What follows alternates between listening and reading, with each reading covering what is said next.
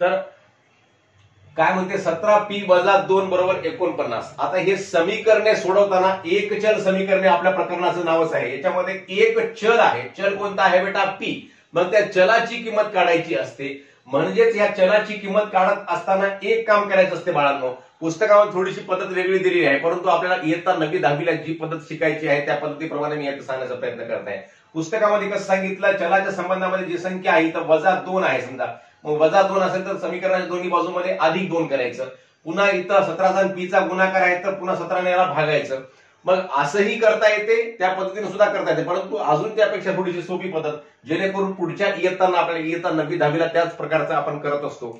मग त्या प्रकारे गणित सोडवण्यासाठी आपण आतापासून सराव करूया। म्हणजेच इथं काय करायचं असते बाळांनो, तर 17p वजा 2 बरोबर 49 असं सांगितलेलं आहे। म्हणजेच p च्या संबंधामध्ये ज्या ज्या संख्या आहेत, ज्या ज्या क्रिया आहेत त्या संख्यांच्या विरुद्ध क्रिया करायच्या। त्यांना या बरोबरी चिन्हाच्या पलीकडे त्याचं काय होते, विरुद्ध क्रिया होत असते। म्हणजे बेरजेची वजाबाकी होते, वजाबाकीची बेरीज होते, गुणाकाराचं भागाकार होते आणि भागाकाराचं गुणाकार होते बेटा। म्हणजे इथं 17p म्हणजे या p ची किंमत काढण्यासाठी अगोदर p च्या संबंधामध्ये इथं 17 आहे, 17चा आणि p चा गुणाकार आहे, आणि त्याच्यानंतर काय आहे, या 17p सोबत या 2 काय आहे, वजा आहे। 17p मधून 2 काय केले, वजा केले।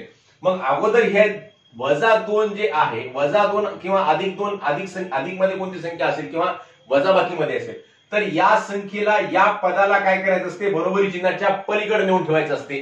बरोबरी चिन्हाच्या पलीकडे ठेवताना काय होते बघा बेटा, तर हे 17p वजा 2 आपण अशाला असं गणित पहिल्यांदा पहिल्या पायरीमध्ये लिहूयात। मग हे वजा 2 जे आहे बेटा ते बरोबरी चिन्हाच्या पलीकडे नेऊन मग काय होते, या ठिकाणी 17p बरोबर आहे 49 ला 49 आणि हे वजा 2 चं बरोबरीच्या पलीकडे जाऊन काय होते बेटा, अधिक होते, विरुद्ध क्रिया होते। लक्षामध्ये ठेवा, वजाबाकीची काय झाली या ठिकाणी, बेरीज झाली बेटा। मग बेरीज झाल्यानंतर काय करता येते आपल्याला, त्या 17p ला 17p लिहायचं आणि यांची बेरीज किती झाली बेटा, 49 आणि 2 किती, 51 झालेले आहेत।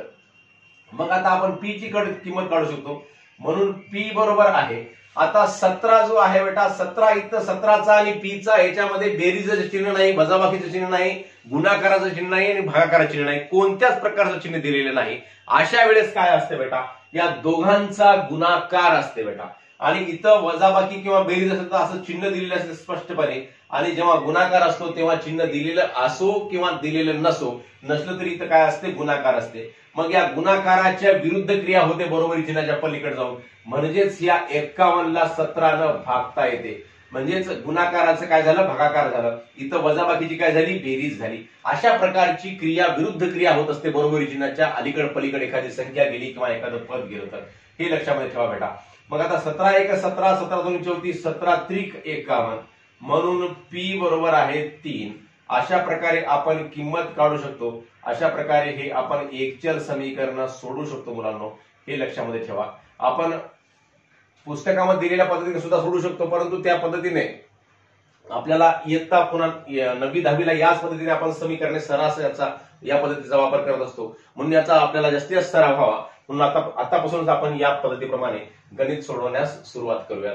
दुसरा प्रश्न आहे बेटा, 2m अधिक 7 बरोबर 9। जसं तुम्हाला सांगितलं, इथं या m चा आणि 2 चा गुणाकार आहे आणि इथं याची बेरीज आहे, या पदासोबत या 7 ची बेरीज आहे। मग पहिल्यांदा काय करायचं, थोडंसं आता या m ची किंमत काढण्यासाठी, म्हणजेच या चलाची किंमत काढण्यासाठी चलाच्या संबंधामध्ये ज्या ज्या संख्या आहेत, ज्या ज्या क्रिया आहेत त्यांचं काय करायची, बरोबरी चिन्हाच्या पलीकडे जाऊन त्याची विरुद्ध क्रिया करायची असते। म्हणजे अगोदर या m ची किंमत काढायची आहे। m हा या पूर्ण नातेवाईकांच्या गोतावळ्यामध्ये जमलेला आहे समजा, तर याचं एक एक नातेवाईक या m पासून दूर करावं लागते, म्हणजे त्या m ची किंमत किती आहे, m चं व्हॅल्यू काय आहे ते आपणास कळेल आणि त्या m ला सुद्धा कळेल त्याचं व्हॅल्यू काय आहे ते। म्हणजेच ह्या दूरचा नातेवाईक समजा अधिक 7 थोडासा लांब आहे, या m या 2 सारखा लागून नाही, हा थोडासा लांबचा नातेवाईक आहे, याला काय करू, अधिकच्या याला पलीकडे करू। मग पहिल्यांदा जशाला तसं आपण हे गणित लिहून घेऊयात। 2m अधिक 7 बरोबर 9, मग म्हणून 2m बरोबर 9 अधिक 7 चं काय झालं बेटा, वजा झालं या ठिकाणी। 2m बरोबर आहे 9 वजा 7, म्हणून 2m बरोबर आहे 9 मधून 7 गेले किती राहिले बेटा, तर 2 राहिले, 2m बरोबर आहे 2. मग आता m चा आणि 2 चा गुणाकार हे जवळचे नातेवाईक आहेत. समजा हे आई वडील आहेत आणि ही काय आहे, मावशी आहे, आत्या आहे, कोणतरी आहे. अशा प्रकारचं थोडंसं दूरचं नातेवाईक आहे. म्हणजे यांना अगोदर दूर केलं, वजा केलं, अधिकचं काय झालं ते वजा झालं. नंतर मग याला जवळचे आहेत यांना काय केलं, यांना सुद्धा याच्यापासून दूर केलं. म्हणजेच ह्या गुणाकाराचं काय होते, भागाकार होते. म्हणून m बरोबर आहे 2/2. बे एक बे, बे एक बे. म्हणजेच 1/1 म्हणजेच किती बेटा, 1/1 म्हणजेच 1 होते. म्हणजेच m बरोबर किती आलेलं आहे, 1 हे उत्तर आलेलं आहे. अशा प्रकारे आपण या ठिकाणी हे उदाहरण सोडू शकतो मुलांनो. आता आपण लगेच पुढचे काही उदाहरणं सोडूयात.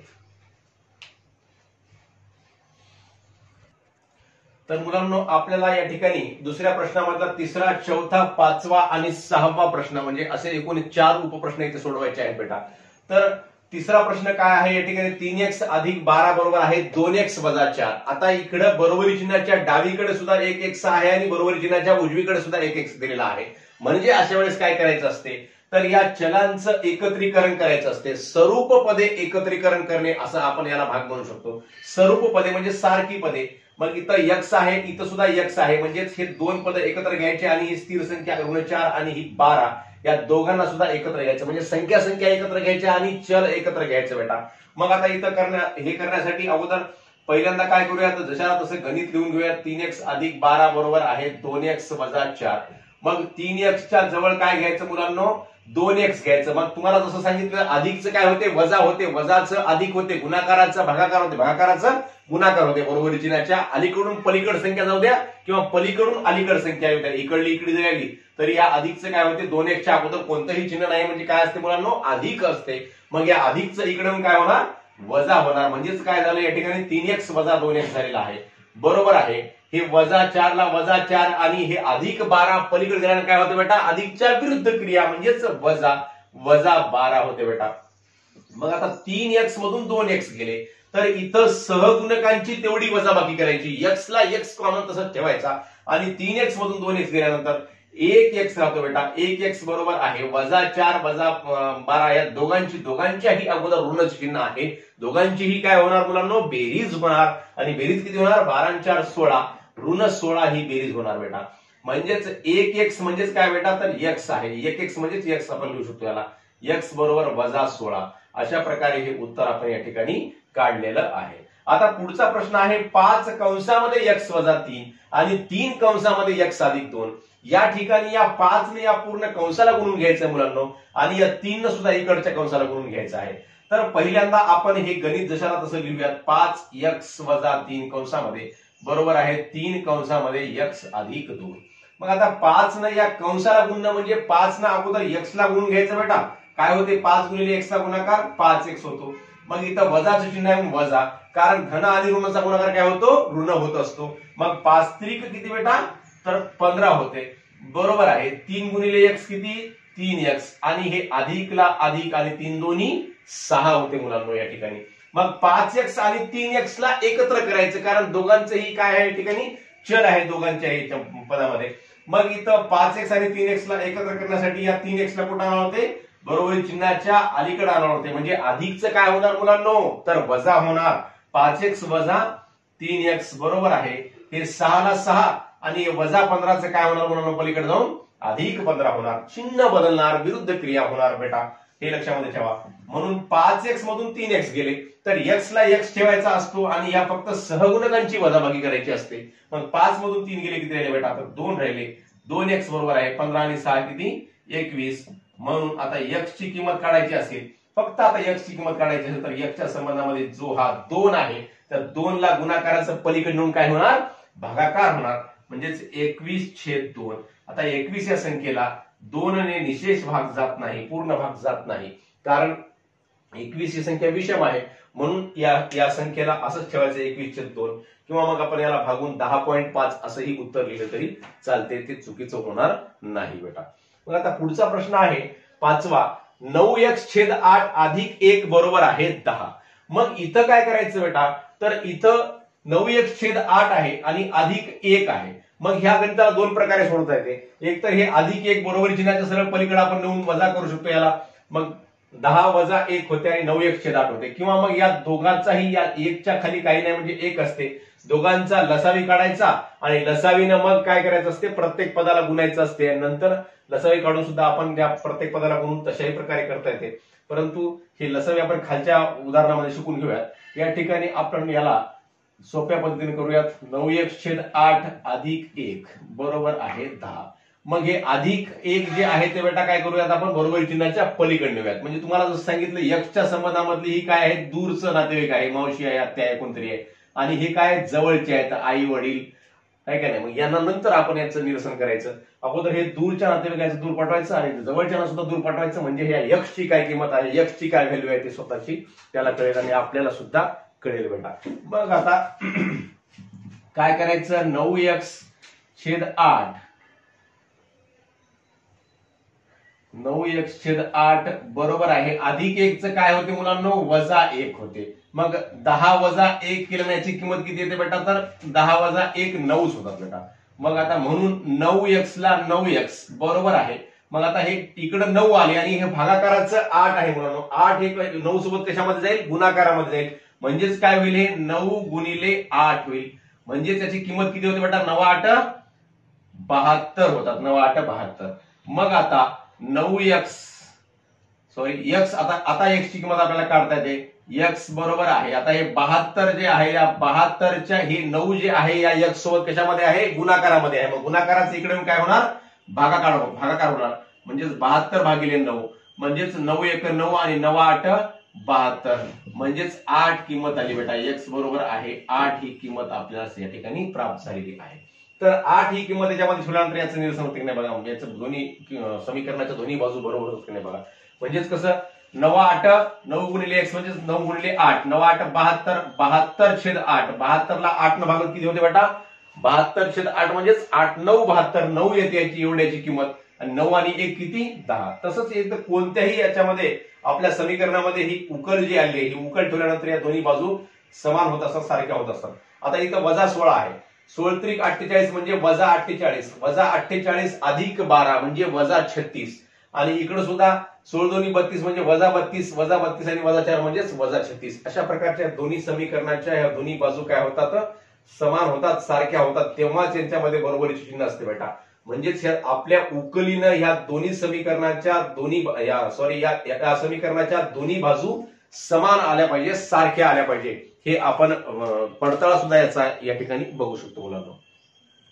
मग आता 6वं महत्वपूर्ण गणित आहे मुलांनो. लक्ष द्या, काय करायचं, पहिल्यांदा ह्या गणिताला आपण जशाला तसं लिहून घेऊयात. y/7 अधिक y वजा 4/3 बरोबर आहे 2.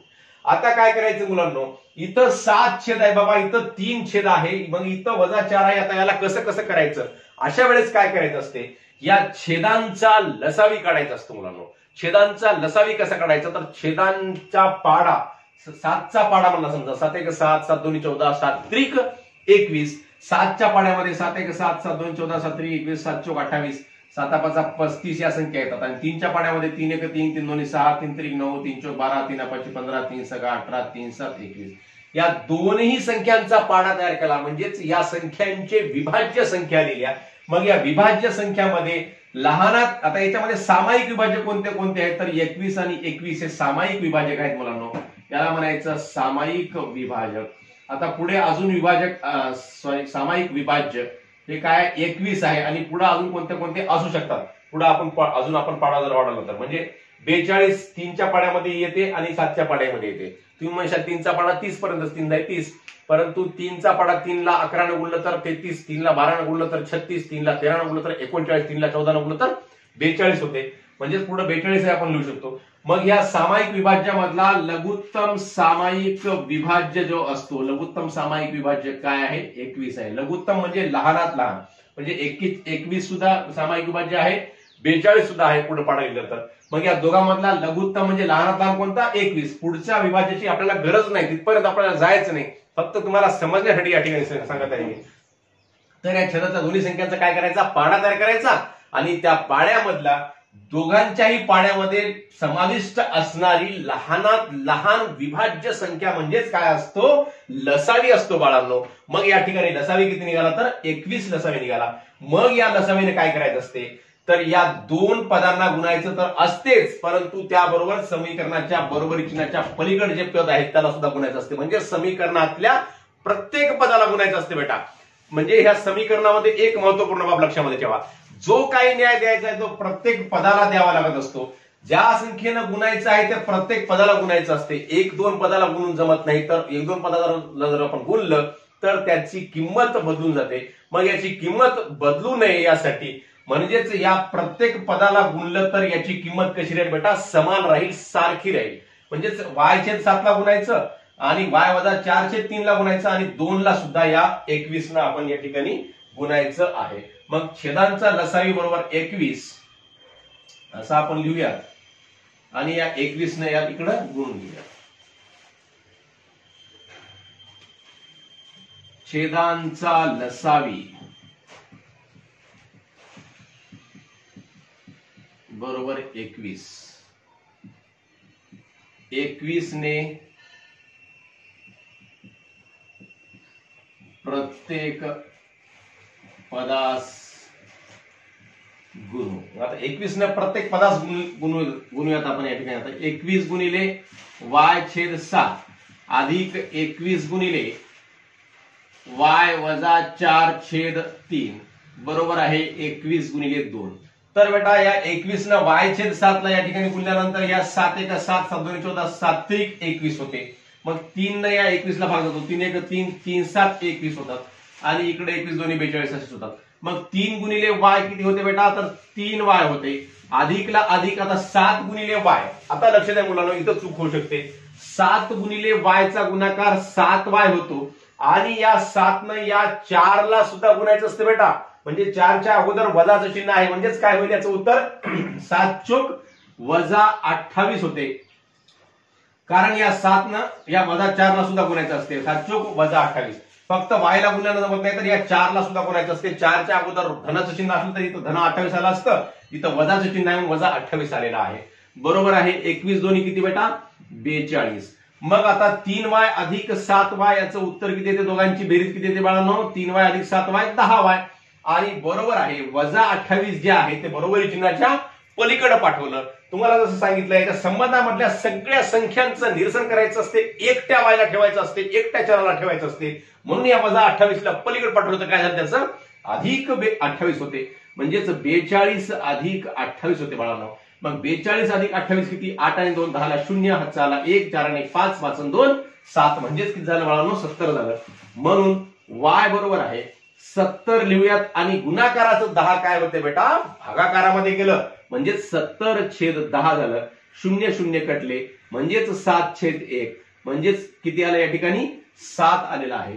म्हणून y बरोबर आहे 7 ही किंमत आपणास प्राप्त होते. अशा प्रकारे आपण या सराव संच 12.1 मधला दुसरा जो प्रश्न आहे, खालील समीकरणे सोडवा, या प्रश्नातील आपण 6 उपप्रश्न या ठिकाणी सोडवले आहेत. तुम्हा सर्वांना हा भाग समजला असेल, आवडला असेल तर नक्की आपल्या मित्रांना शेअर करा व व्हिडिओवर लाईक व कमेंट सुद्धा अवश्य करा.